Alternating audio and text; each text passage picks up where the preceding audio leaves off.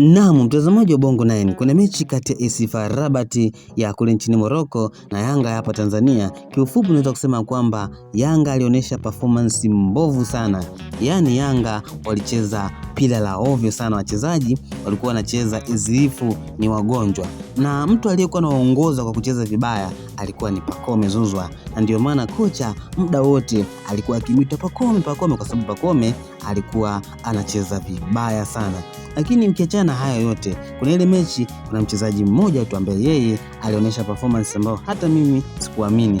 Bwana Bakari Nondo Mwamnyeto anatakiwa apewe mawe yake kwa kile alichokifanya kwenye mechi ya AS FAR Rabat. Kiufupi, yeye ndo alikuwa roho ya ulinzi kwenye timu ya Yanga. Yeye ndo alikuwa head of defense bwana kwenye timu ya Yanga. Alicheza mpira vizuri, alikuwa akiwapanga wenzake vizuri, na uhakika bila ya uwepo wa Bakari Nondo Mwamnyeto ile siku Yanga angepoteza mechi ile kwa bao zaidi ya moja. Lakini kwa kuwa Bakari Nondo Mwamnyeto alikuwa pale nyuma, basi yeye alikuwa anacheza vizuri sana na kuongoza wenzie. Bwana Bakari Nondo Mwamnyeto amepitia mambo mengi sana, mambo hayo ambayo yalifanya yeye kuwa na ups and down, kucheza vibaya. Kama tunakumbukumbu vizuri, basi aliweza kufiwa na mtoto wake pamoja na mke wake kwa mara moja. Kwa hivyo mambo kama haya yalipelekea performance ya Bakari Nondo Mwamnyeto kuweza kushuka na kushindwa kuaminia kwenye kikosi cha kwanza. Lakini toka huyu kocha mpya wa Yanga bwana Pedro Goncalves kuweza kufika, basi ametokea kumwamini Bakari Nondo Mwamnyeto, na Bakari Nondo Mwamnyeto